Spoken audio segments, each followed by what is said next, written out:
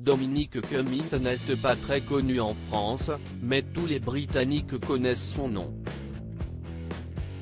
Il était directeur de campagne lors du référendum qui a mené au Brexit en militant fortement pour que le Royaume-Uni quitte l'Union européenne.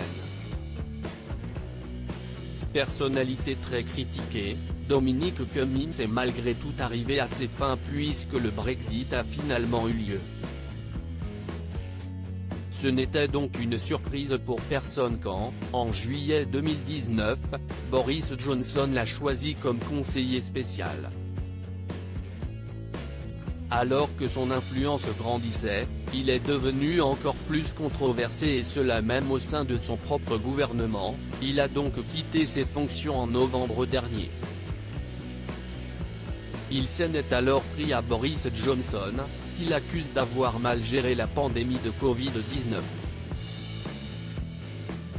L'ascension de Dominic Cummings est telle qu'un téléfilm sur son rôle dans le Brexit a vu le jour en 2019, où il est interprété par l'acteur de Sherlock Benedict Cumberbatch.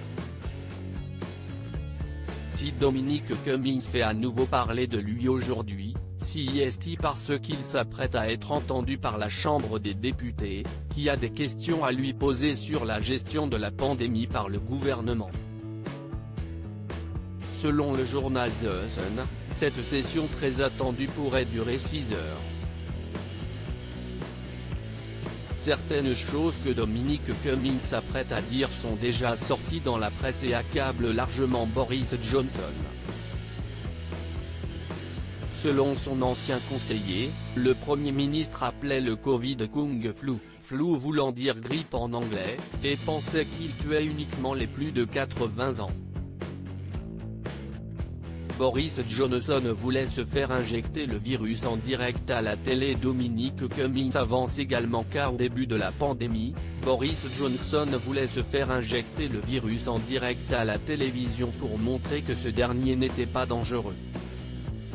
Il ne l'a pas fait mais a finalement été infecté par le virus en avril dernier et a failli en mourir, passant une semaine à l'hôpital. Boris Johnson va beaucoup mieux depuis et a même annoncé que son mariage avec Carrie Simon aurait lieu le 30 juillet 2022.